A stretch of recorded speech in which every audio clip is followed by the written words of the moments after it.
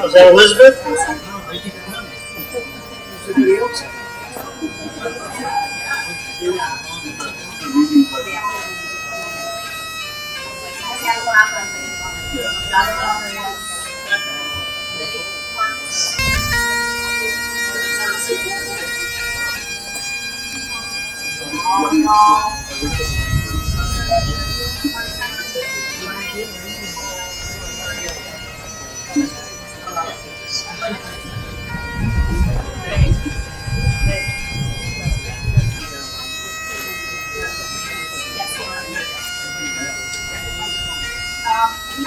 Everybody will grab a seat. I'm going to pass the pamphlets out. On the left side, is it even on? On the left side, all of Dad's brothers and sisters. Y'all can go ahead and scoot to as close as you can in.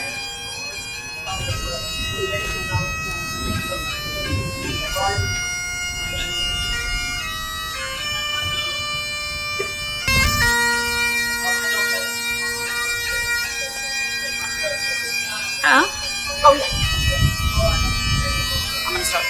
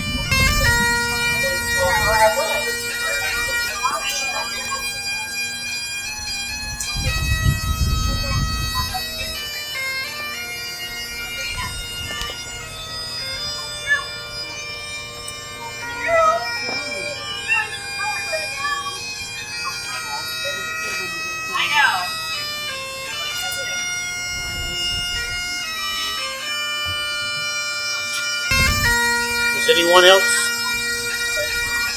Testing. Does anyone else need a hand?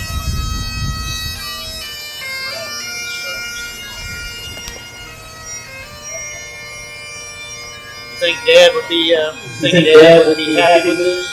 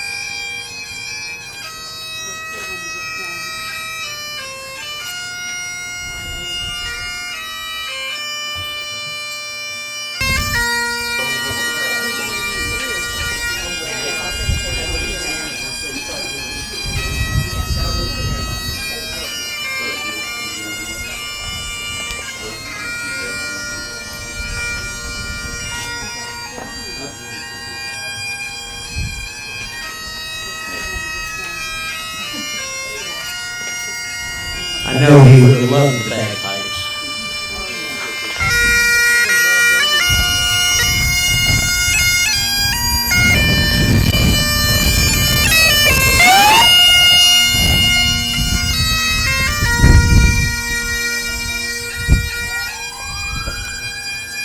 This time, if I could ask, if I could ask y'all to please rise.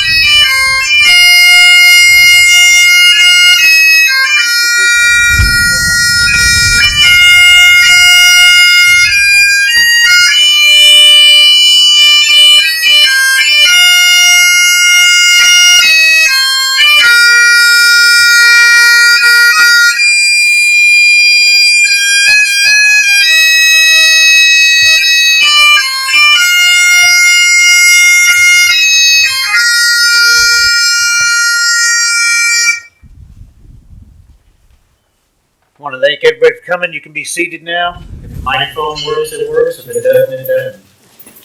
We're going to continue anyway.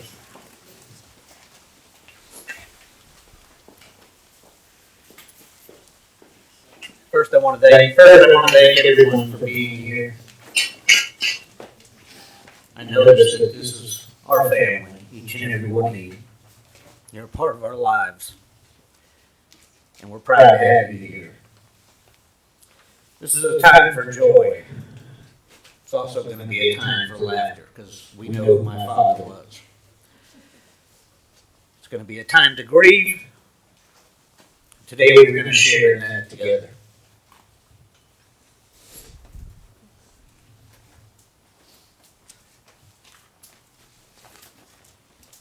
Let us pray. Gracious God, we come before you today to remember the life and legacy of Stephen Evans. We thank you, God, for the lives he was able to touch and change from his time in the military and as a police officer. We know that his life has forever changed many people, and for that we thank you, God. We pray that as we lay to rest Stephen, that you comfort all those who gather here. That as we honor and remember Stephen, that you pour out your peace that passes all understanding. For we grieve, not like those without hope. We thank you, Lord Jesus, that you are here with us now and will help us through this time of loss and grief. Lastly, we ask, God, that you help us as we remember the life of Stephen, that we find ways to continue his legacy of helping others in our own way. We pray this in the name of Jesus. Amen.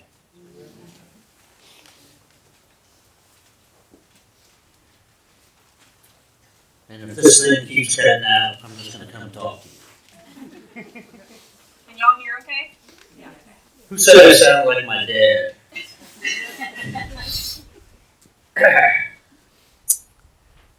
My family members that are here today, some have traveled from far away. My Uncle Rex, his wife Annie, Terry Ruth, my Uncle Rick, Uncle Mark, and Sandy. Bill Wood, Boyer family, my wife's mother and father are here. Carol's back there. Gary Zimmerman, the family, Susan, our stepmother. We are overwhelmed on this day, as I know many of you are as well.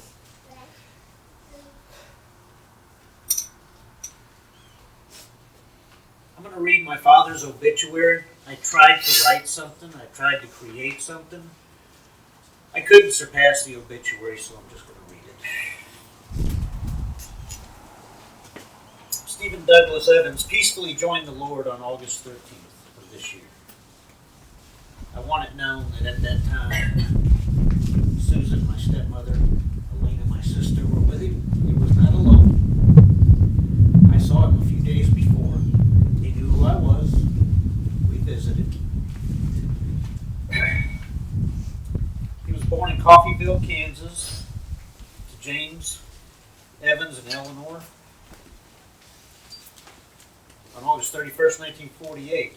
Stephen was the beloved brother of Mike, Rick, Pat, Sandy, Karen, Rex, Mark, Scott, Terry, and David.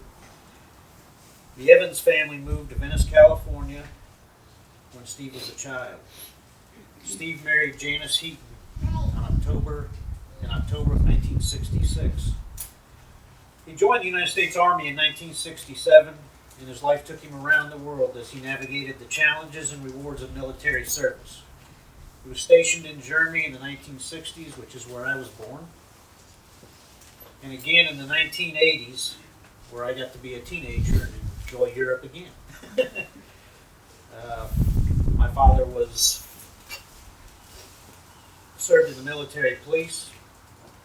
He also was a truck driver, leading up to him becoming an instructor in the transportation department. And training young soldiers about handling the vehicles. He was also assigned to Fort Hood to the 501st and 545th MP companies.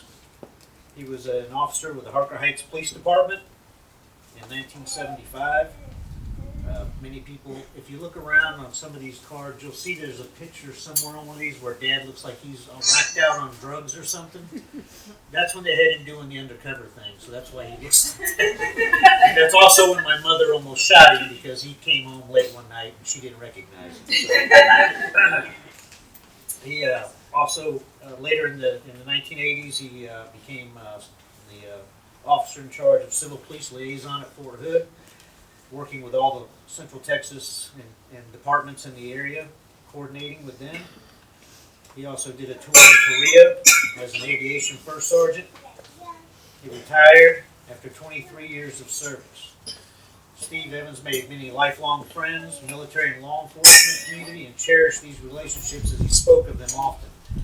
Steve created several small businesses, including his billboards, his striping, parking lot striping, his Nolanville storage facility. Then there's the skating rinks. We had Texas Skate Land out here at Harker Heights was the first one, then Playland in Austin, then Playland in Las Vegas, and then we had the post skating rink at Ramstein in Germany, and then of course Skate World in Copper's Cove for 18 years. He also then took over the skating rink in Killeen on Elms Road and completely made that look like brand new. And that was the last skating rink that he was managing at that time.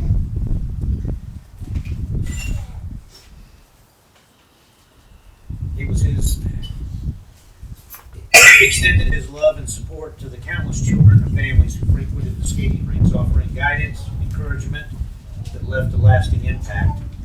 During his life, he made countless contributions to the community around him, including donating to the orphanages in Germany and the creation of the food pantry right here in Nolanville. During his life as a soldier, police officer, business leader, Steve was credited with saving many lives and was awarded for his bravery and dedication. Steve's life was a tapestry woven with family, adventure, and unwavering devotion to his loved ones. Steve was known for his strong work ethic, focus, and loyalty. As for work ethic, I don't know too many people that could keep up with him.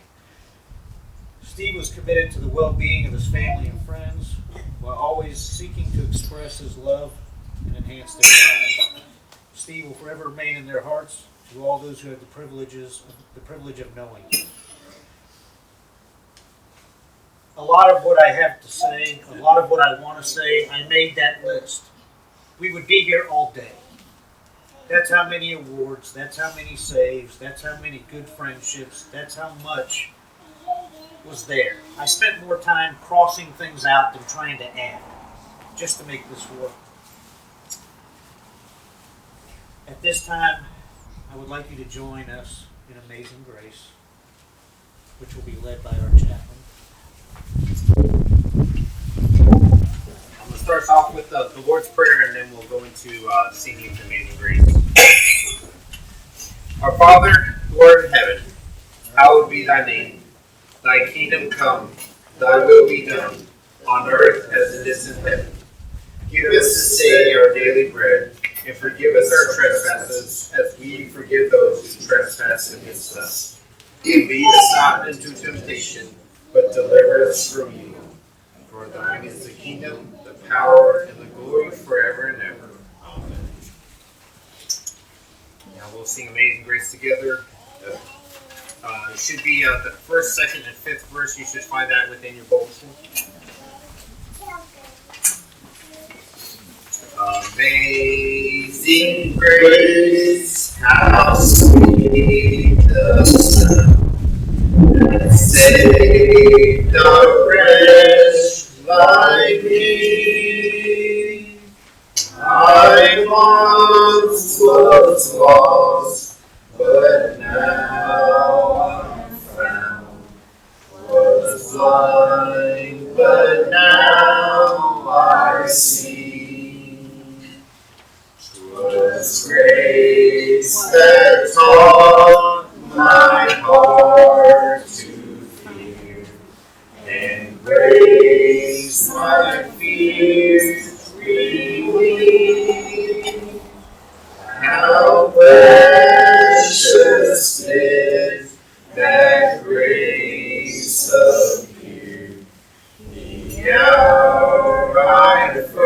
first believed. When we've been there 10,000 years, bright shining as the sun, we know last days to sing God's praise. Then when we first begun.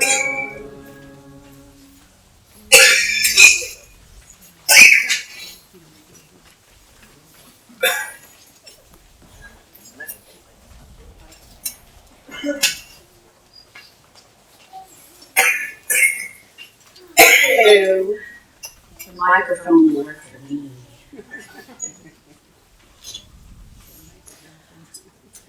It's so good to see everybody. Hello. I'm going to be the less informal one because that's just my way and that's what it's going to be. So it's so good to see everybody. I'm excited for today. We've been planning this for so long since everything had happened. Everybody traveling and coming out here. Dad would be so excited to see. He's like, yes, my day's here. I'm so ready. He has talked about today many, many, many times. You guys have heard him. So I'm going to go ahead and just go into a little medley of little stories and things that were kind of fun and poignant about Dad. Everybody know he was a big prankster. He would joke around. Nobody knows that more than his brothers and sisters. But we got to see some of that firsthand. He was such a funny guy, comical, and he would just make you laugh, especially when you kids were having a bad day or anybody was having a bad day. He was the one that was going to change the air if he could. I do remember, Dad would, just surprise you and do off-the-wall things, but he always made it a point to let you know that he was aware of you, that the details of you, he would just kind of let you know that you weren't forgotten about. I think with skating rinks and everything, with military, police officers, and everybody he came in contact with, he would make you feel like he wasn't going to forget you. Like, when you cross paths with him, and it was meant to be, you were that person for him there at that time. And so I really am just happy that my dad was the kind of man that he was, with that giving spirit. He had such an optimism early on when he was a kid. All his brothers and sisters, they know all this more than I would, but he just had a drive in him. He was always a pusher. He would get out there and do things, but he really did try to help those that were less fortunate because, he could understand what that was like. And I think when you're in suffering and you actually endure things, you're able to help the next person because you can really relate to that. And I think God really honored Dad's giving heart and his nature in that regard, because many times he crossed paths with people that were just so desolate. They did not have any hope. They were on the verge of breakdowns. Families were going to break apart. He was helping parents parent their kids. He was helping the kids understand their parents. There were so many people that he came in contact with, but these were things that he was the man of the hour at those times. I told him when, leaving last year, we'd be driving in my truck, and he'd be in the passenger seat of my truck, and I'd be like, Dad, it was supposed to be. You were going to cross paths with these people, and you were the man for the hour at those times. And I just feel like God really was bringing you through a lot of things and struggles, and he knew that you were going to carry on and do God's work in that regard. So I'm just proud of Dad for just the character that he had and the way that what he stood for. He had a lot of honor. He had a lot of integrity. He was very loyal, and he was kind of rigid on some things. I was like, Dad, can you calm down a little bit on that? It's not that bad. However you guys know. I'm like, it's just not that serious, Dad. It's okay. But most oftentimes, you guys can remember just when you look at a guy and you look at all the character and all the traits that would make up someone that you would be happy to be around and be friends with forever, it would be my dad. Looking at brothers and sisters, it's funny because I was telling, my aunts and my, Susan, and I was like, you're looking at the brothers and sisters, but you're seeing Dad. It's, that's the cool thing about having a lot of brothers and sisters, because you hear the voices, you see, he's still here, he's still around. I mean, you can look at my brother, and it's like, hello, it's my dad, I gotta look away because it looks like this. It's like that, that's the cool part about family, that's awesome, when you can have that. And so it's like, right now we've lost Dad, but I just don't feel like I lost him. And you're gonna say, oh, you're in denial, poor girl. Oh, no, here's how it goes. I really honestly feel like he's been with me the whole time. He's not left me. He's not that far from me. And so I have an optimistic side about how I view it. And I just feel like he used to rescue people. It was almost like he was the man for the job to come in and swoop you up and make you feel good and be like, okay, what do you need? Okay, let me see what I can do. He was always the guy to come help you out of trouble. He was always the guy you called and, hey, Dad, I'm broke down. Hey, Dad, I got caught doing something I shouldn't have been doing, or, brother, whatever. He was coming out to help jack up your car, put a tire on it. He was the one coming out, to do what he could do, offer you money if you needed, whatever. He was going to be that guy. And so for that, I'm just really proud of what all he was able to do and just the kind of man that he truly was. I will say that he had, as far as details go, with my mom, I know when they were little, or when they were 14, Dad would bring Mom a Coke, and he would bring a Coke for all his sisters, or he'd bring a drink for all her sisters. He didn't forget about you. It was like he would bring you with people, he was going to bring you and something for them, and he was just that kind of a giver, and that nature was passed on to me and Dennis. We've kind of been that way, and I will say that it's been eye-opening because, like I said, I still see him around, and I'm in the truck I'm driving and all of this, and this is all normal, which you would feel when this happens, but I dream about him a lot. I woke up, I was going to be late for work, and my room was pitch black, and I heard, Alina. And it was his voice, and I woke up and I said, huh? I'm going to have a conversation with him. And it was just, he has not left. He's been super close. And for me, I'm just grateful that, I have his DNA. Yay. And, but I'm also grateful, too, because Dad actually was a father to many that didn't feel like they had a dad. In the skating rinks, a lot of the kids felt like he was kind of like their dad, and he would counsel them and he would take care of them, and they never forgot that. And, again, with Susan and her family, and, it's Emily and Jalen and,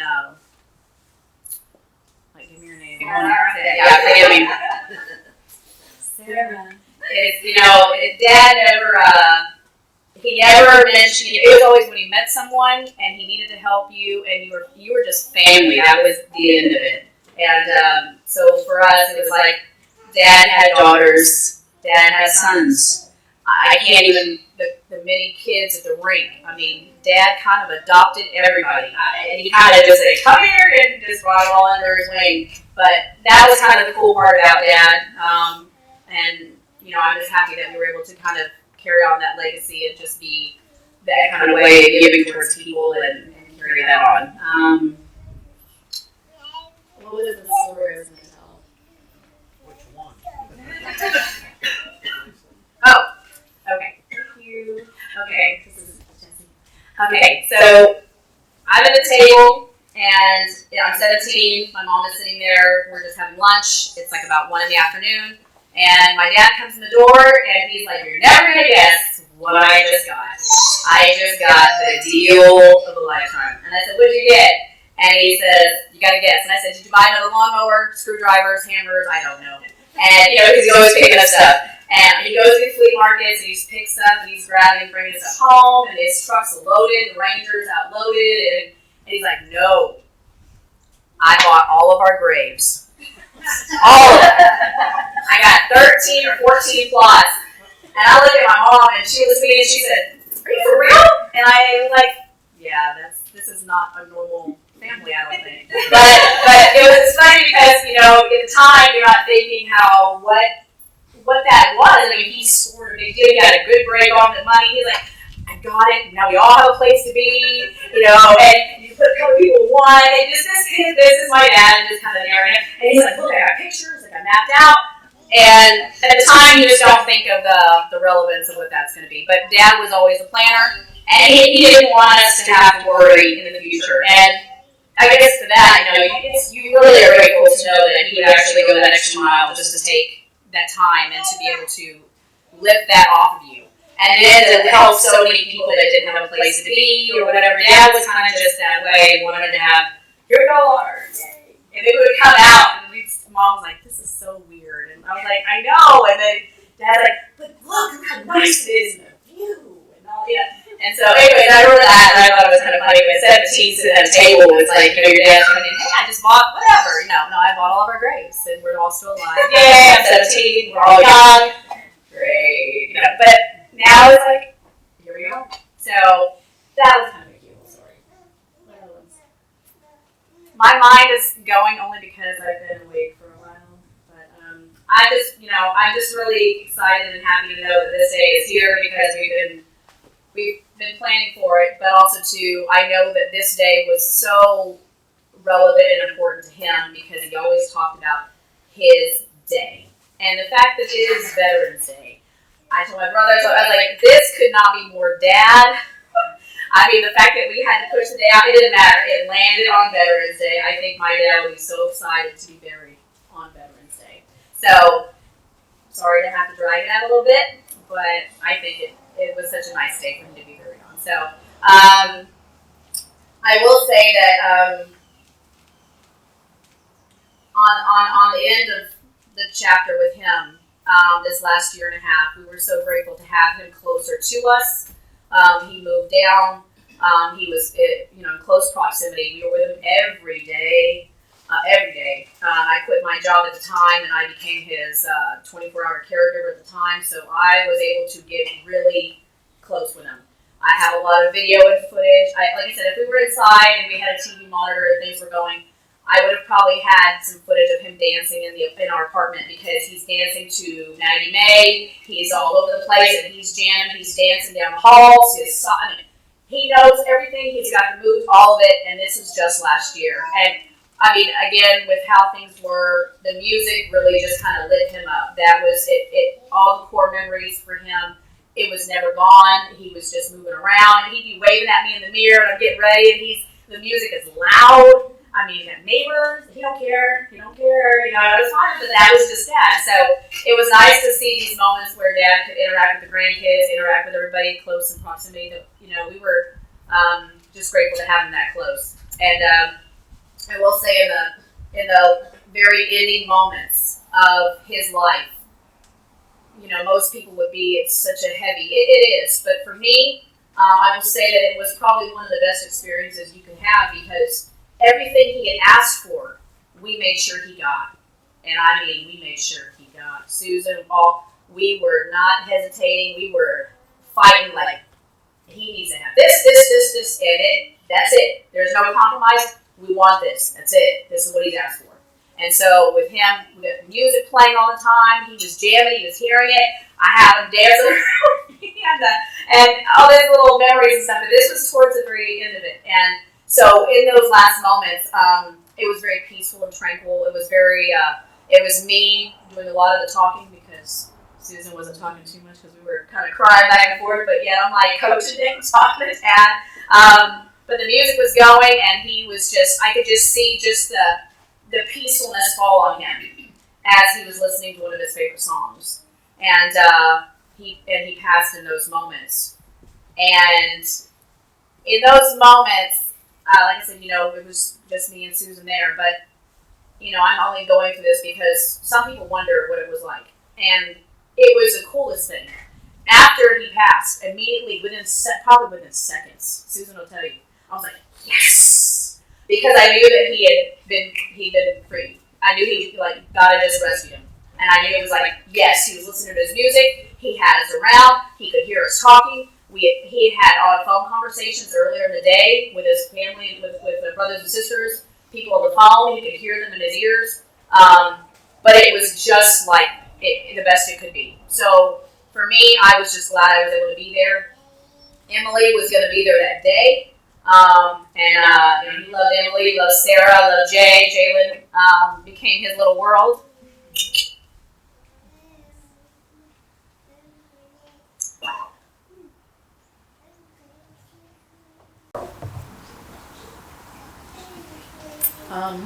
But it was as good as it could possibly be.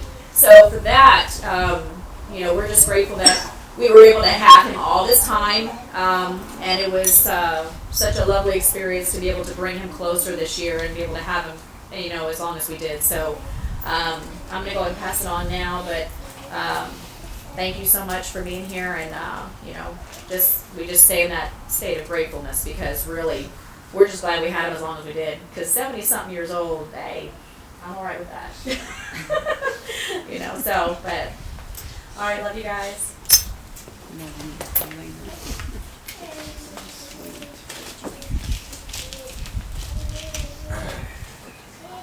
That's not going to work.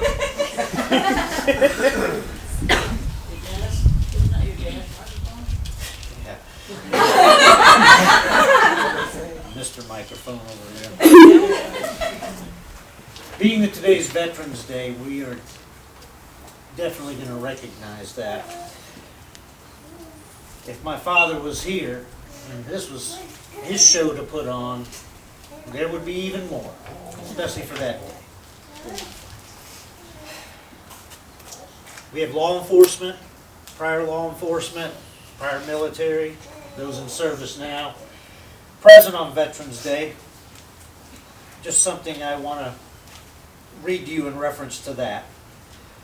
Once upon a time, when you sign that contract, when you take that oath, you're presenting a blank check to our nation to be cashed at any time.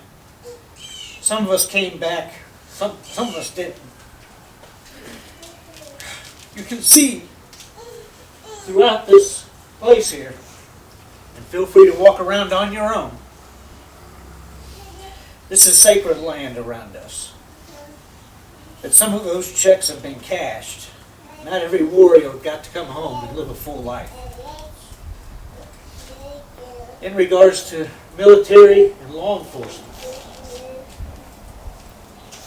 Sheriff of Lampass is here, Jesse. I've heard stories of him and his brother since I was that big. I've only got to meet him recently, in person. They're legends.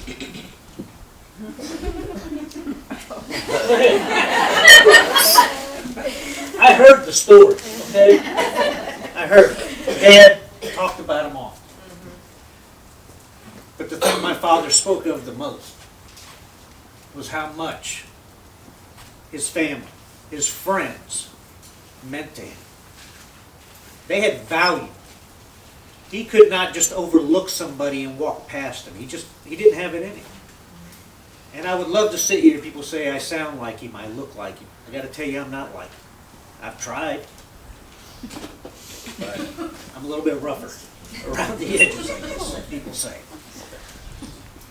But military and law enforcement friendships, they're not built on convenience. They're built on loyalty and trust. They're built on your actions in the moment. Steve Evans was always about something bigger than himself. He was a man of sacrifice. And sacrifice is the greatest thing as human beings we will ever do for one another. The Bible says in Matthew 5:9, "Blessed are the peacemakers, for they shall be called the children of God." And in John 15:13, "Greater love than this, that a man lay down his life for his friends." My father led a nice, long, wonderful life. He was blessed with that, as we were. But there were so many times that I saw him sacrifice. I tell stories from my childhood. I tell stories from places. People look at me like I'm crazy. My family's here. In Austin, Texas in the 70s, they were going to kill us. Does that sound crazy? Of course it does. Yet, lying in wait to kill me and my father, they were there. But guess who else was there? law enforcement. Luckily, somebody dropped a dime. So instead of us, it was them jumping the fences, taking shotgun blast as they went over the tops of the fences. Us. There's so many of those stories. We talk about them amongst ourselves like it's just Tuesday. Yet I get around other people, I can't even talk because some of these things are so outlandish. Who the hell would believe it? Yeah. You know? And it was a life of excitement, a life of adventure. I was always happy, always proud, except for when I hated my dad through those early years. You know those years, you know, when parents don't know anything. Then I went out in the world, I got exposed, and my father was my friend. My father was my confidant. I could come to him with anything, and I could usually pretty much trust his judgment on what he was going to say. As a kid, I remember the military police hanging out at the house. I remember them getting the attack dogs out, bringing them into our front yard in the housing area and doing training so everybody in the neighborhood could watch the dogs eat people. That was just something to do. And then Dad would let me feed the dog King, who was a giant. He was that big, and I was allowed to feed him through the glass bologna while he's trying to kill me. Wait. You know?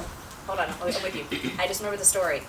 And then there's like 5 or 6 fake dummies in fatigues stacked in the living room. I come out at 3 in the morning. They're all bloodied up. They're actual look like guys, right? And they're all stacked. And Dad had to do a First aid medic training. and all the helicopters had crashed, and he had to take all these things out there to place them for training. And I'm like, and I'm screaming, and he's like, "It's okay, it's just fake. They're not real. They're not real." But they're all stacked, and I mean, it was like a pile of people. And he's like, "No, no, no." And I was like, "I'm going back to bed. Weird. I'm going to bed." But I remember that. There we go. So there's another story. That's just Thursday. Yeah. We traveled the world, Europe. We were always a family. We were always involved. We were always concerned and cared for our distant family members as we traveled the world. They were never far from our thoughts. I'm sorry, Dad, for all the pain in the butt I was in those teenage years, but that's just how it goes. I had no better friend as I got older. My father wore many hats, and he was always creative. He could not sit still. He worked harder and longer than anyone I've ever met. For me as his son, I say, "I love you, Dad." For me as his friend, I say, "Thank you." For me as a fellow police officer, I say, "We'll take the watch from here." For me as a fellow soldier, I say, "At ease."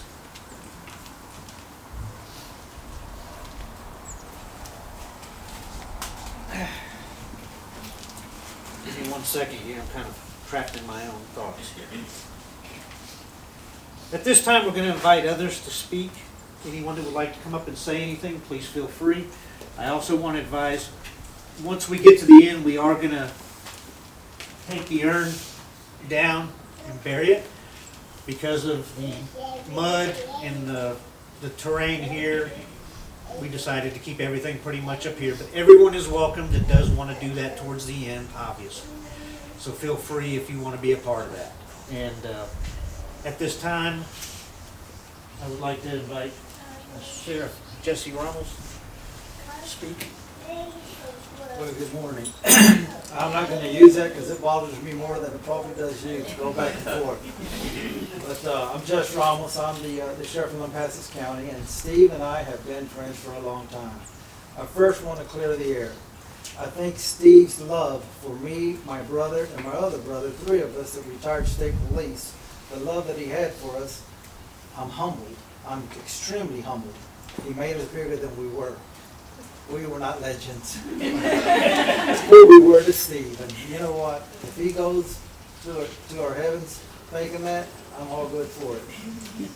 So, Dennis and Lena, y'all done an excellent job here in putting this together. I know we've been talking back and forth, And I thank you for memorializing your dad and loving him the way you have so many times.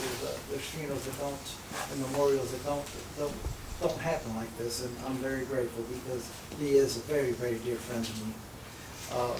Susan, I know you were there forever, and thank you so much for loving him, and thank you for making me part of him when his illness had struck him. Emily, thank you as much. And that little baby, I know he loved her, he talked about her all the time. So I learned from his obituary that he was one of 11. And maybe that's why we just jived, he and I, because we're a family of 10. There's 5 boys and 5 girls. And so we always had that, you know, it's not what you have, it's who you are that matters to him. And I'll explain that. I've been asked to kind of talk about his law enforcement experience and our relationship, but it's hard to talk about law enforcement when he was the friend that he was to me. Because I'm going to tell you right now, the friendship that we had, it just overrode everything that we were as cops. So, I met Steve probably in 1989 when I first came to Copper's Cove as a highway patrolman. My twin brother Joe here was a highway patrolman there in Killeen. My brother John was also a highway patrolman there in Killeen. And Steve, right away, being that he was the man in charge to the police civil liaison on Fort Hood, boy, he was our right pocket. Everything we needed out of Fort Hood, we pick up the phone, call Steve, and Steve would make it happen. But we had sometimes soldiers wouldn't pay their tickets, so there's warrants and stuff like that. We'd say, Steve, we got some warrants on so-and-so, and he says, you be here at 3 o'clock, I'll have them here for you. It was like clockwork. They were there. So he made our job super easy. Steve would also ride with us, and always wanted to ride with us. Steve had a genuine love and respect for law enforcement, unmatched to anybody else in the way he treated us. Not just us. I'm talking DPS, the Highway Patrol. I'm talking about Killeen PD. I'm talking about Bill County Sheriff's Office. I'm talking anybody that wore a badge. He was there for them. Now, his job was very important on Fort Hood, but you would never know he held that rank, that E9. You never knew he was that kind of a guy, because he was just one of us. And that's what I loved about him so much. Now, we promoted and left the area, and I came back to Lampasas in 2002, and Steve and I reunited. I came back there as a Texas Ranger, and Steve was very proud of that. He was very, very proud of that. And he always talked to me. And I'll never forget what he'd tell me in the sense that he'd say, hey Jess, I know you're out there on these crime scenes. I know you're out there, you're chasing the bad guy, this, that. And I know a lot of times, you know, other investigators will leave and you're out there by yourself. You know, you need somebody watching your back. I said, Steve, I'm okay. The crime's over, nothing for me to worry. No, brother, you need somebody there with you, he'd say.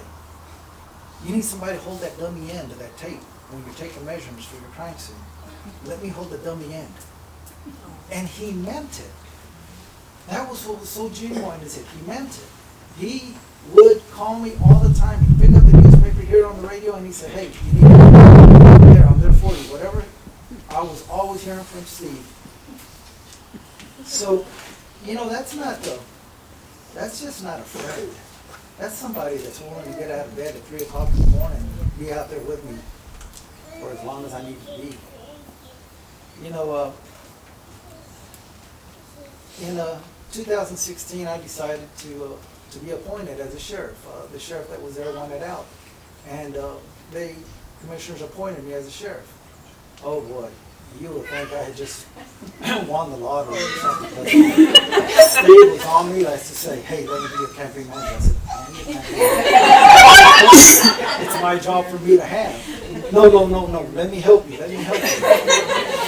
Okay, Steve. I wasn't going to say no, but I think he bought like 200 newspapers. And my announcement He cut them all out, he laminated them, and was walking around town giving them, like I was campaigning. I'm like, it's not.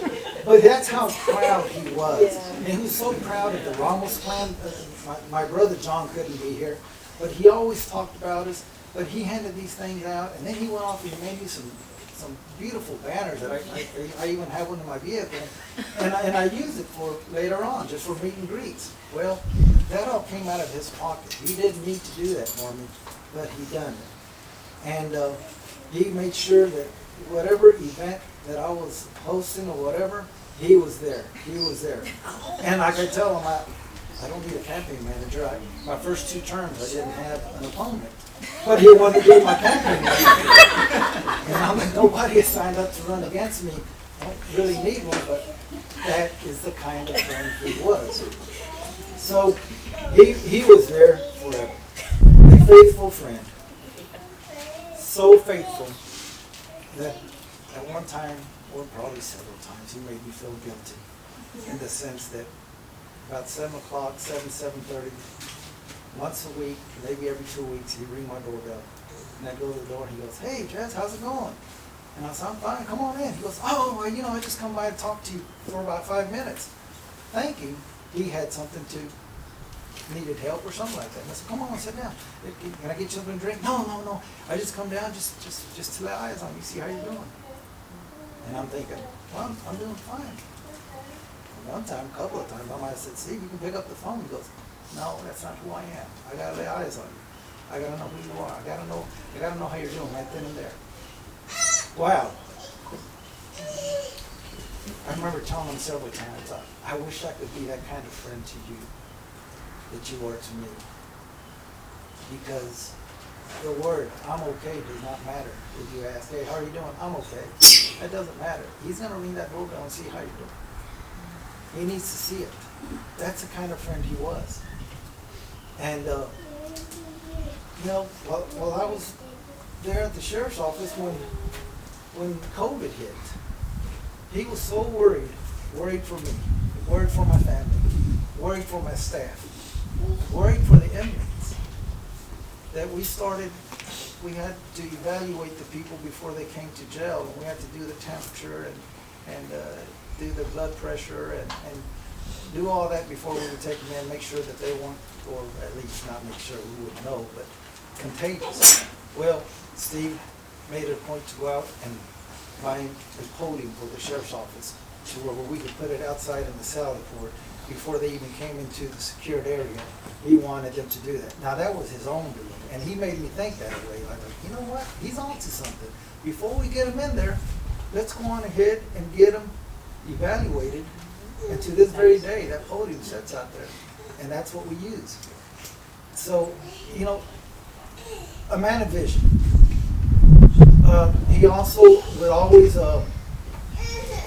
always had ideas on defensive tactics for women. He wanted to put on classes for defensive tactics for women. The holidays drove him crazy because he knew that women would be shopping and their purses would be, and he'd always say, "Jess, we need to do something. We need to put on classes about this." Always that. And then the kids, endless love for the kids with the skating rinks and everything that he done. He was just unbelievable on all that he done. Yes, he was that counselor. He was that father to many that didn't have one. And we'd sit and we'd talk about it, and I could tell it was a painful, penetrating hurt in his heart when he talked about these kids and the stories that he'd hear. So I tell you this, that Steve was just not a police officer, a patriot, a warrior at heart for this country. He was a friend like no other, and he was that to me. And I'm going to miss the guy. I'm going to miss him a lot. He was a really, really good friend. It's hard to believe that he's gone. I look at these pictures, it's almost like I want to talk to him. And, just say, "Hey, I need some help now, holding that dummy hand, But he's not here. He's not here. And actually, truly, he's in a better place. We really wouldn't want him here. knowing what he's gone through. Like you said, he's been rescued. He's been rescued, and he's somewhere else now. And I thank our good Lord for laying hands on him and healing him from all that he's been going through, all that he went through. So, in closing, I just want to say I'm grateful for lending your dad to me as a friend. Brothers and sisters that made the trip out here, thank you so much. I'm sure you guys are the same way, and thank you for raising him up with that kind of love and that kind of energy, the energy that he had. You know, everybody talks about Donald Trump and his energy. Well, this guy was worse than Donald Trump.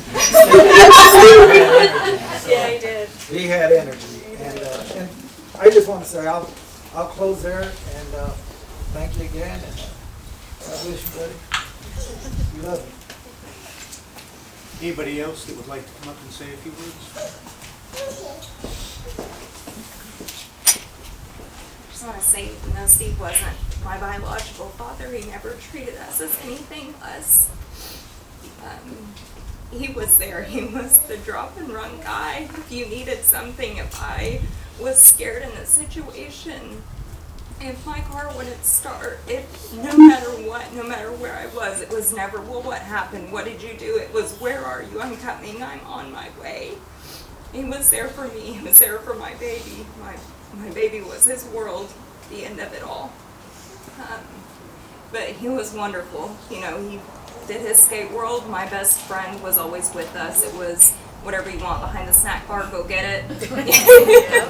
Sit down, count my money for me, make sure all the ones are facing the right way. There's no, folded ends or anything.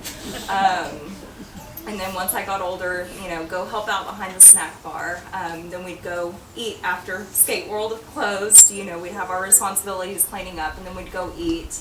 But I can't remember a band practice, a band, anything that he wasn't there for myself and my best friend with bouquets of roses for each of us, because she didn't have the best family either. So he would, be there to support both of us. Loved her like his own as well. He was there throughout nursing school. I needed nursing books, and he said, here, take this money and just pay me back $20 a month. And I did that a couple of months, and he said, I just wanted to make sure you were good for your word. He said, this isn't a handout, it's a hand up. Do what you need to do, get through schooling, be the mom you need to be for your little girl, and make sure no matter what comes in life, whether you have a partner or you don't, that you're capable of taking care of you and yours. And he was there at my nursing graduation. Steve has just been there. And there are still times where I just want to call him and say, hey, I need help with this, or would you be able to fix that? And I can't, and that's life. But I just always appreciated that he was there and that I had that in my life at some point.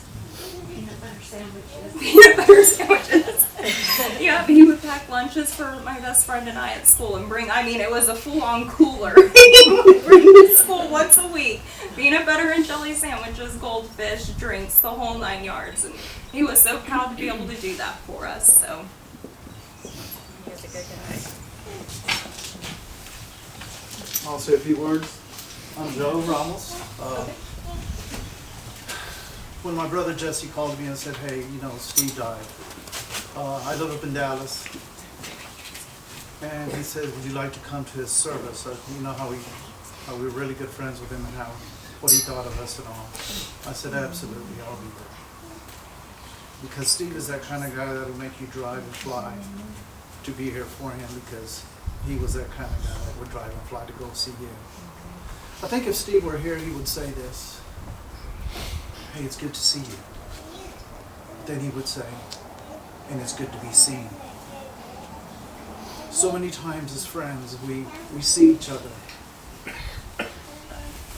but we also need to be seen. And when he showed up at my brother's doorsteps every morning, or not every morning, but from time to time and out the door, he was saying, it's good to see you, but it's also good to be seen. So if Steve were here, he would share that with us. Don't lose the most important thing in this whole world. It's not your education, it's not your job. It's not what you do. It's relationships.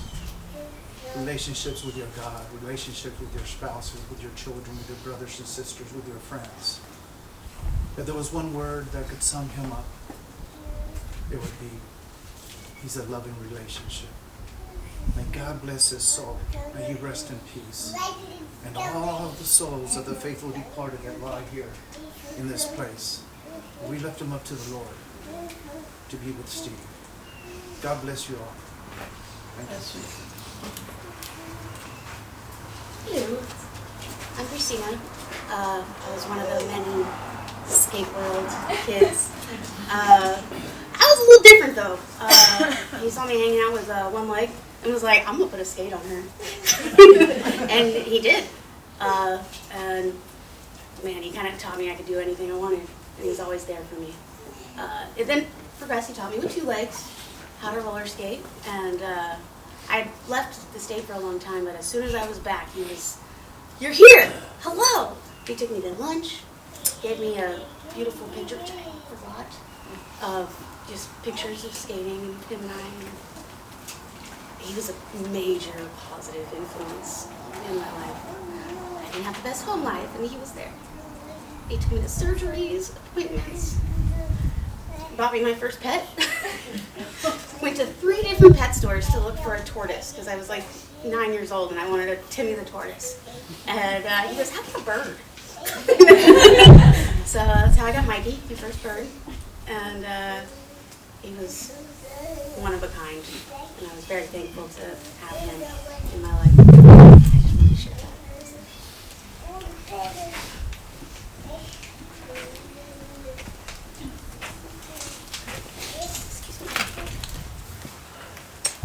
Other service, I did a disservice to that crowd by not looking. So if you intend on speaking, wave your hands, jump up and down. I'll be looking because I kind of screwed it up on hers because I moved on and left people like, I was trying to get up, but, you know. I'm Rosa Sanders, the wife of my husband, Richard Sanders. He worked with Steve for several years. He was the DJ. I'm from Mexico, so excuse my accent. You're doing fine. You're fine. My husband was recent to deploy at one time, and my husband main thing was for me to get my citizenship.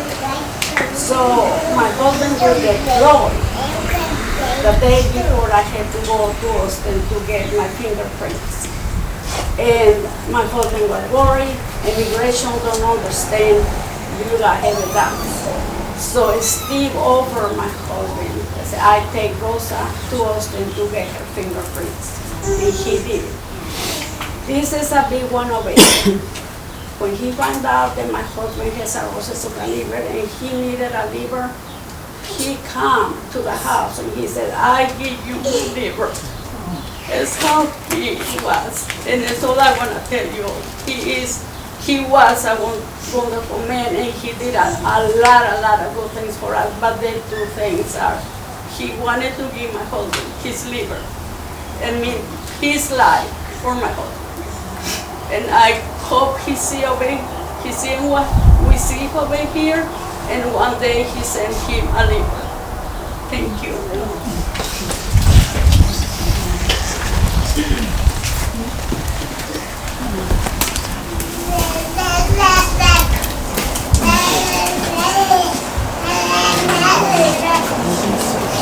I'm Isla. I just wanted to say a few words.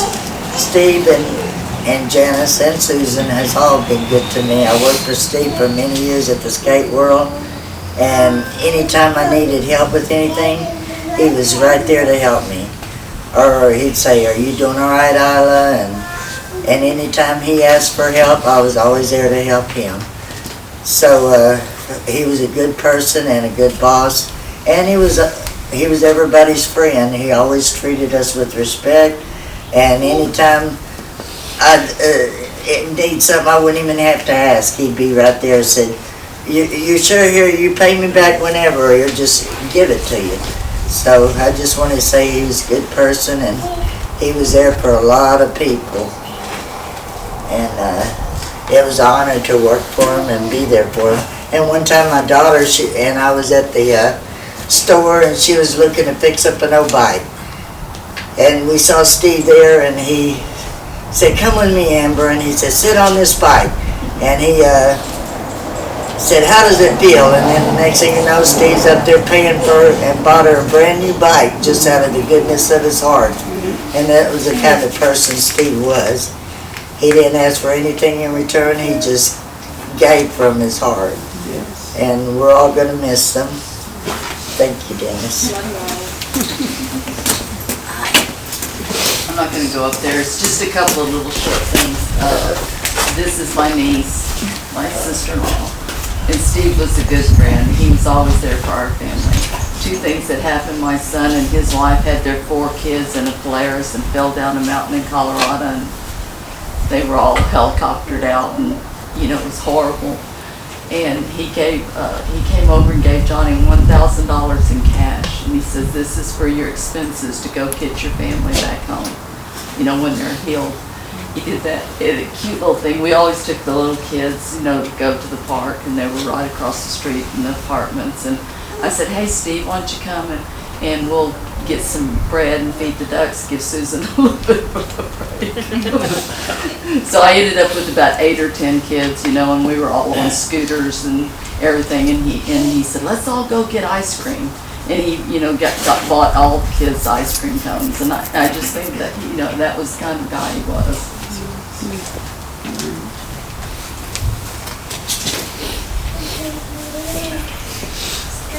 My name is Terry.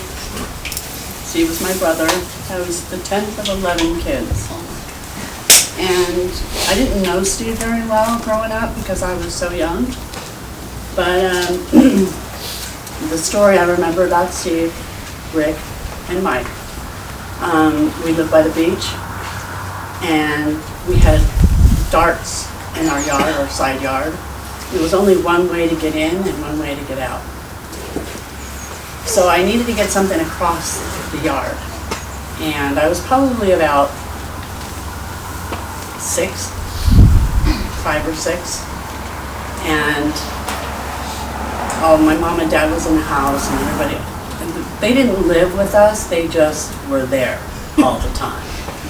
And Rick and Mike and Steve were throwing darts, and I wanted to go, and Steve said, "Okay, we're gonna stop." So he let me go. Well, I have to go back. And Steve then says, "Go ahead, we'll wait.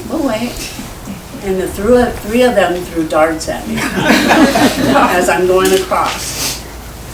Steve's dart stuck me right here. And to me, it didn't hurt very badly, but I had to do the dramatic scene.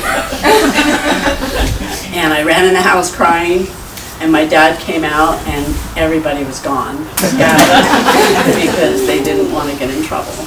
But Steve and I didn't really connect until I was a lot older, and he was a lot older. We came here and visited quite a bit from California, stayed with Steve and Rex and them, and he was overseas in Germany or somewhere. Janice was they were living here in Killeen, and he sent me a card with pictures of him and everything that was going on overseas. And I was very touched because we weren't that close. Like I said, he was way out there. So yeah, I just want to share that story. In case you don't know it about my father, his brothers and sisters, who was it that crawled in the bathtub trying to sleep at the party and somebody threw darts over the shower curtain? Who was that? I think that was, I think Rick got some holes in him from that. Rubber snakes. Smoke bombs. Back in the 70s, you could get access to military. Yes, soldiers did carry smoke bombs around. And it was Steve's idea to tie Mike's feet to the back of a tricycle and shove him down. Shove him down the mountain.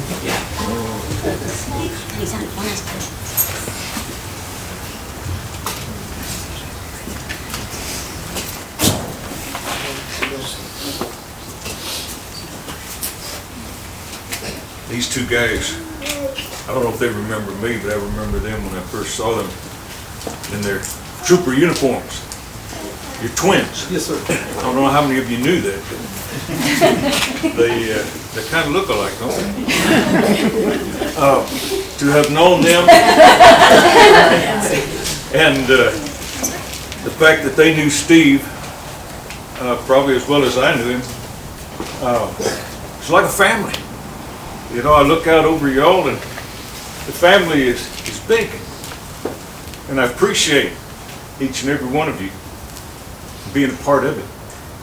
I know Steve did. I was privileged to have worked with Steve back in the early 70s there at Harker Heights. He came out and rode with me quite often. And we became so close, you know.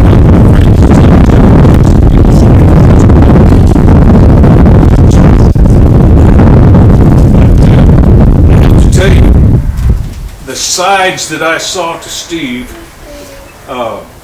I think every one of you have probably seen also. The one that I liked second best was his sense of humor. A little bit of orneriness, but more love than anything. That was number one that I saw in him. When I first met him, he came out to ride as reserve officer. He says, well, he interrogated me, and I could tell he had worked with military CID and was a military man. In fact, he still was back then. But he questioned me like I'd done something wrong. And he wanted to know how long I've been a cop, what my favorite foods were, favorite color. I mean, he went on and on and on. I thought, this is good. But you had to love him because he did it so kindly. We rode together. Back then, I seriously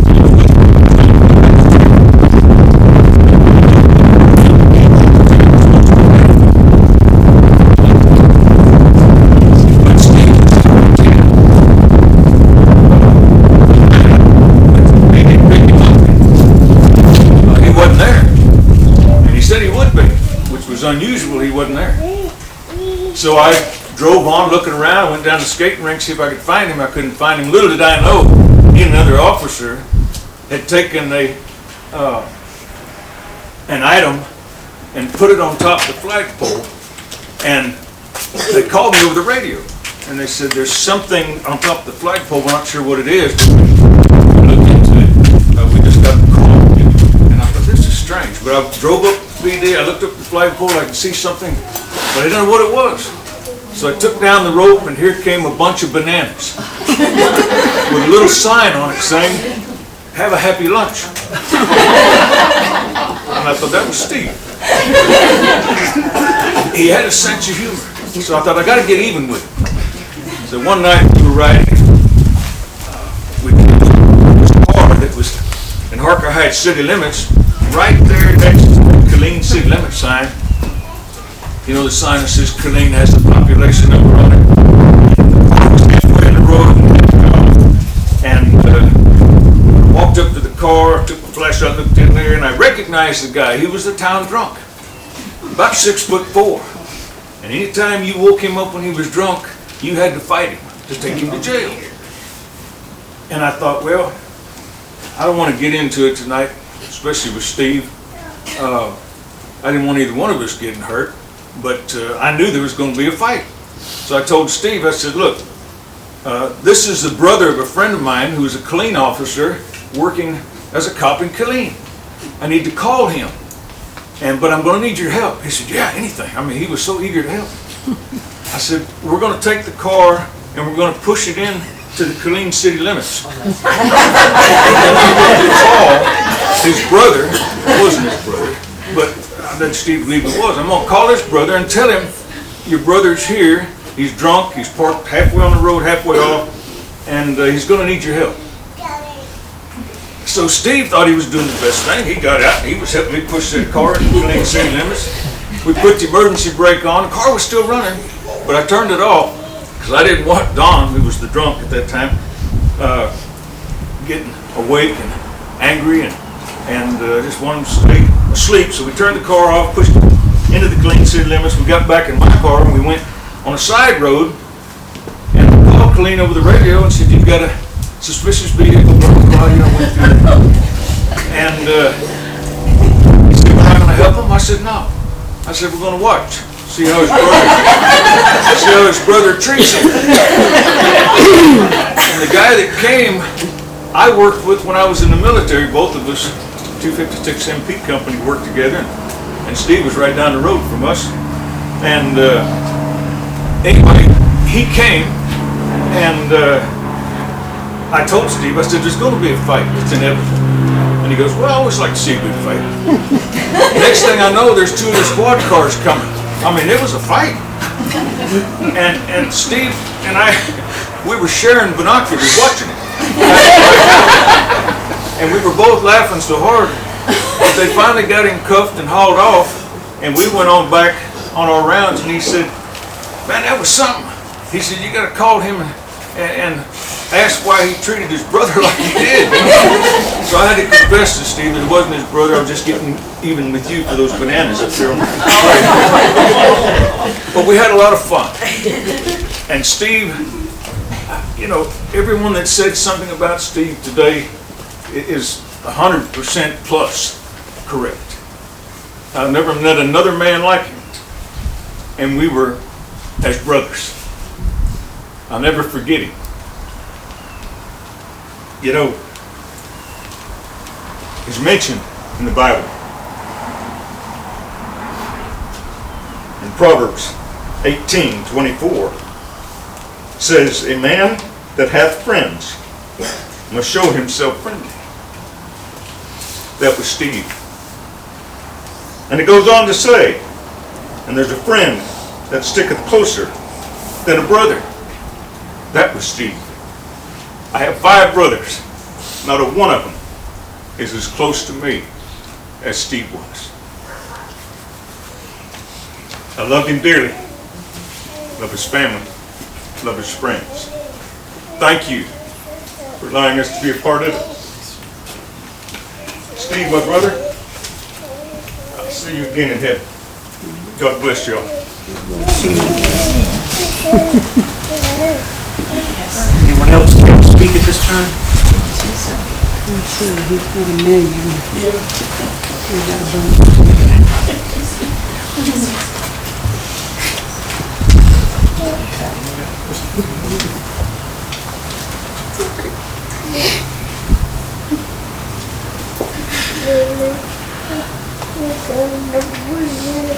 Hello everyone, my name is Margaret, and for those of you that don't know me,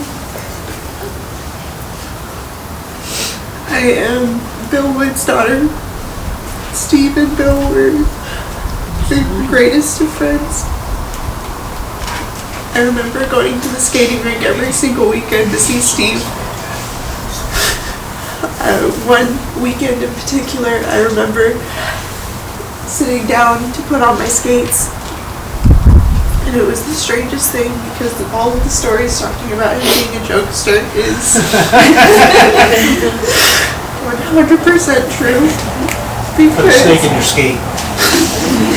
Not quite. And I was sitting there putting on my skates, and I knock over this stuffed bunny that was sitting there, that wasn't sitting there when I sat down. And as I turned to knock over this bunny, it was about the size of my torso. I don't know how it got there.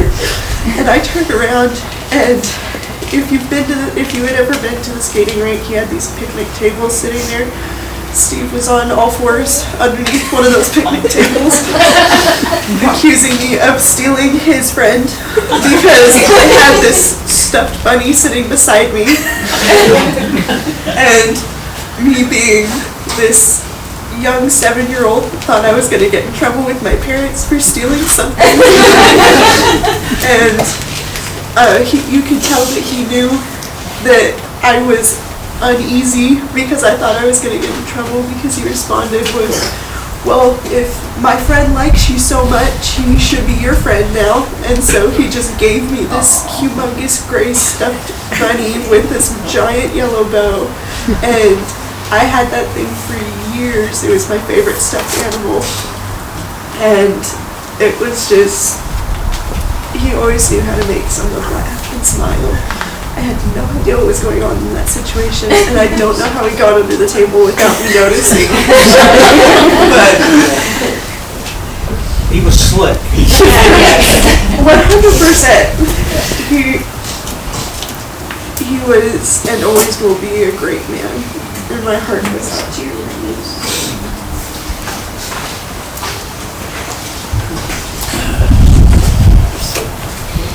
This time, is there anybody else that would like to come forward and speak? Just the laughter. I'll give it a try. That was my daughter, Margaret.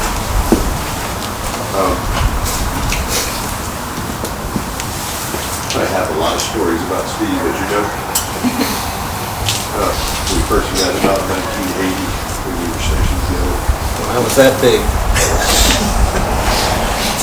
There he is. A baby, yeah. But some of the stories that stand out. One of the photographs that was circulating,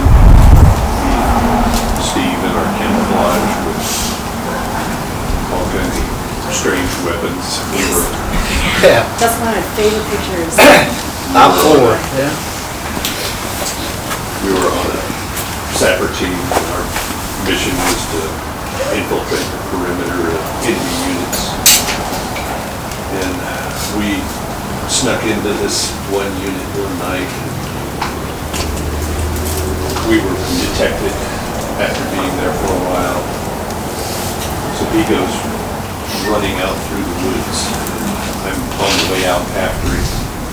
But I ran into a bunch of concertina and razor wire, and I was tangled up like a pretzel in this razor wire. And I'm screaming for Steve to come help me get out of this wire. And I'm there for like 5 minutes trying to pick myself out of this, and I look up and here he is, rolling on the ground, laughing his butt off when I was tangled up in this wire. And that was Steve. He knew I wasn't hurt, and he just thought it was so hilarious that I was rolled up in this wire. Well, Steve, we came back to the States. I got stationed in Nebraska as an advisor to a reserve unit, and I hated it. I mean, I hated it with a passion. And so, talking to Steve on the phone, he said, well, I got this guy. I had to go pick him up downtown. We were stationed together in Germany, and he's from Nebraska, and he wants to take your job. So Steve instituted the exchange assignment for me to change with this guy that he had picked up downtown who had gotten arrested, and he came and took my job in Nebraska, and I moved down here. Steve was best man at our wedding 35 years ago. And when Elizabeth... She's right here. I was in Iraq when Elizabeth was born. And I called Steve because I needed a ride from the airport. I managed to get leave to come home. Barbara didn't know I was coming. And so Steve picks me up at the airport in Austin, and he's got this big red bow. And he's got this plan. He says, all right, when we get to your driveway, you get in the back of my truck, I'll tie this bow around the middle of your waist. And when Barbara comes out, you sit up. And so he calls Barbara, and he says, hey, look, I'm coming by, so, you know, make yourself presentable, put on some makeup. Try to dress nice, because, you know, I'm coming by to see you. My husband's out of the country. Right, David? And so we've got pictures, so we took all the pictures that day, but we pull up in the driveway and I sit up and I got this big red, I'm still in desert camouflage, with big red bow tied around my waist. That's how Steve was. We were honored to be with him. But he was just as honored to be with you. He always was. I never heard him speak an ill word about anybody. Even people I would be like, no way. He could always find a lens to look at a situation, another way to look at things.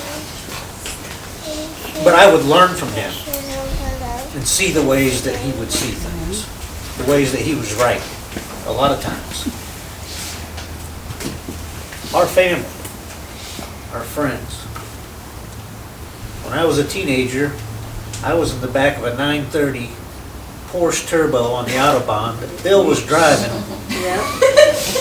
And that memory is so burned into my brain, it'll go with me to the next life. Because we were flying, and the radio was jamming, and Dad and Bill were in the front seat having a good time. And I was in the back seat just happy to be there. And such a quick moment in my mind. It seemed like it went on forever. But it's those moments that make our lives. And God, did Steve Evans have millions of those. So many he could not even himself, even though he had a memory, he had a good memory. He had a memory like an elephant. He used to say, I can't remember it all. And he wasn't complaining, oh, I'm getting older. It's just been so much, you know? These pictures here. I mean, you look at just the variety.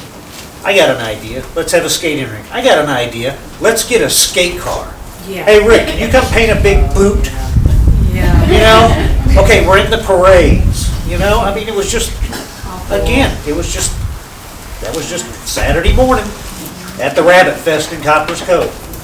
You know? Whether it was Los Angeles, maybe those stories he would tell from when he was young, being right there when Richie Valens was playing on the boardwalk. You know? I mean, to have those experiences, you know? And so many times he would just, off the cuff, just say something. You'd have to stop him and go, whoa, what, you were where? You did what? Because some things were just so over the top. But he wasn't a liar. He was an adventurer. He made me and my sister's life an adventure. And we'll love him forever for that. Okay, I'm going to interject because now my memories come back to me. The same thing with what he's saying. It was almost like living a fantasy land because there was in Germany. I remember being a kid. I'm only kindergarten, and Dennis is older. And all of a sudden, everybody's getting dressed up, and Dad's dressed up, and Mom's got mink coats on, and we're getting all dolled up, and I'm like, where are we going? And Dad's like, I gotta play. So we go. This huge 3 or 4 story, big, huge apartment complex in Germany. They were massive, big, huge concrete. Rhonda lived down the road. I mean, it was just like, they were just like concrete, huge buildings, and everybody would go down in the basements of these places, at this particular place, because Dad was DJing. And so here we go down in these basements, and there's people everywhere, and they're all dressed to the nines, and it's like disco, it's everything, and it's hundreds of people. And I'm a kid, and I'm sure you'd think, oh, your perception probably was like 80. No. Everywhere, it was such a huge building. It was spread that wide under the ground. And so we're down there, and you're just coming down the staircase, and there's just people, and you just all dressed up like at a club. And Dad has got the whole DJ area, and he's just rocking the whole party. And I just remember walking around, my mom's in mink, and everybody's just all dressed up, and I'm looking at my brother, and I'm just like, you just knew you weren't living a regular life like any old kid. Like, our friends were going to school, and the parents were in the military, but Dad was like, we were doing things like, what did y'all do? Why? I can't believe. Yes, it was the weirdest things, and his stories in Vegas and in Skate World, and just Dad.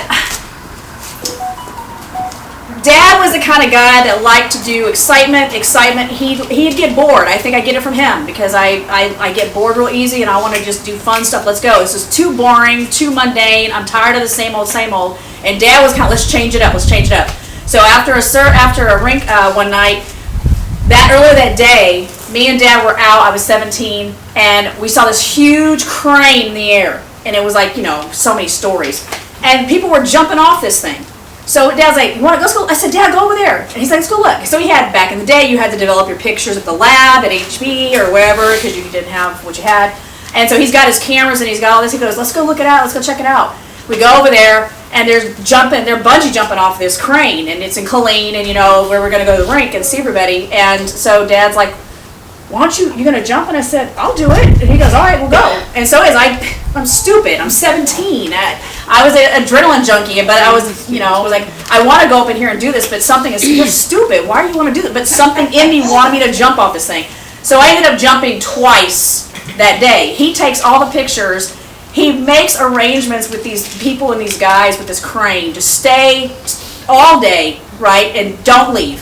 We go and work the rink 7 to 11. All the employees are there. Everybody. Dad has brought all the pictures because he dropped them off at the lab that day. He went to pick them up in the hour photo. Brought them back to the rink, and he's showing all the pictures. Hey, we're all bungee jumping on this thing. Let's go. He had reserved this thing, and so we are closing the rink at 11. You have to clean up the rink and be done by 12. Everybody's out the door. Everybody's in their cars. You got like 20-something cars going towards Colleen. This is at 11:30 at night. Here we go. So we get there. There's like all these other people that knew we were going to be there. They show up. So we had like 40-something people. There's lights everywhere. It's almost midnight. The music is going. Everybody's making their turns up in these cranes, jumping off. It's loud. Everybody's having a blast, sitting on the hoods of their cars. There are times where I would just pick her up after school. For that we had that. So, anyways, another little story. There you go. Ladies and gentlemen, we're going to go ahead now and begin the part of the service where we're going to do military honors. For those of you that have not been exposed to this before, there will be gunfire. That's why they're there. Okay? But I at least want you to be aware so you can prepare yourself for that. Cover your ears. Can everyone please rise?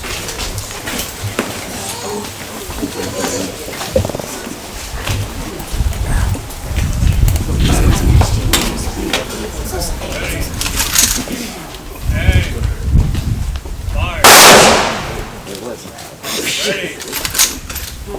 Hey. Fire. Ready. Hey. Fire. Cease fire. Up. Hey.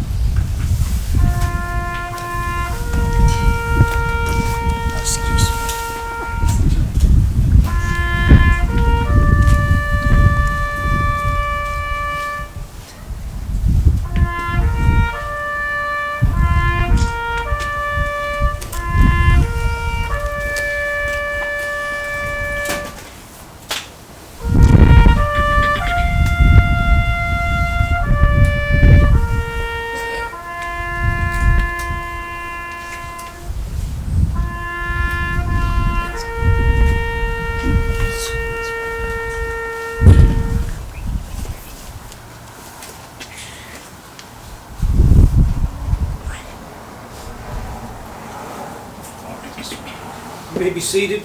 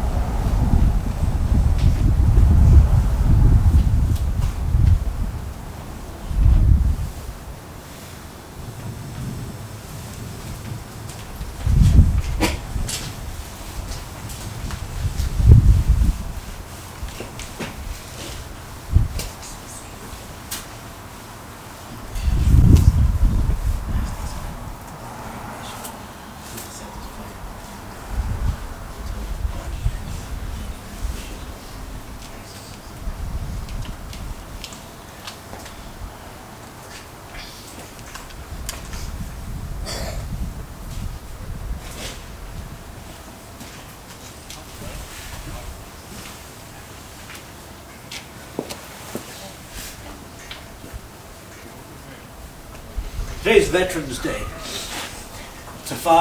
My father celebrated Veterans Day. He celebrated Memorial Day. He believed in them.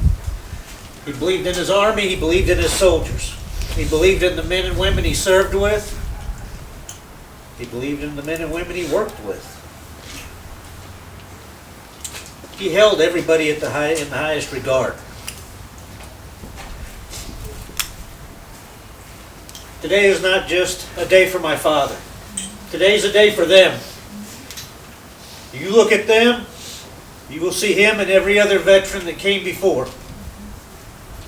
And they will keep that memory of him alive and honor him in that memory. And we have the responsibility to represent our father, our brother, our friend.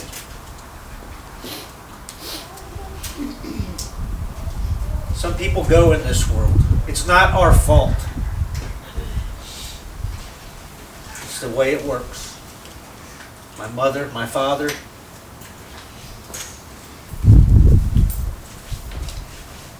"70 years is a long time. Doesn't seem quite long enough. But we were able to share a whole lot of that time with them. We weren't living a life where I was just gone somewhere else and never got to see them. We spent a great deal of time together. And as life is, parents die before their children. And that is the way it's supposed to be. After today, I hope that all of you would know that my father would be proud of this day, how it was conducted, how it was carried out. We also hope that we represented you correctly, because we knew that you had expectations as we did.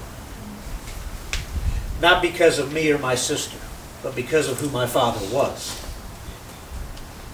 And he is alive in me, my sister, in all of you, in the children, in the grandchildren.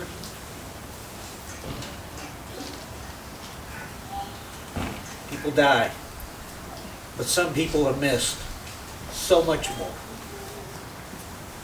It just happens that way. And it makes so much of a difference when they're no longer here. The day's a little gray. My father and my mother had belief in God, had belief in country, had belief in family, community, friendship. They were always in service to those around them. The respect that I have fills me up for who they were and what they accomplished. Me and my sister never wanted for anything. They made sure of that. And we do the same for our children and those around us. At this time,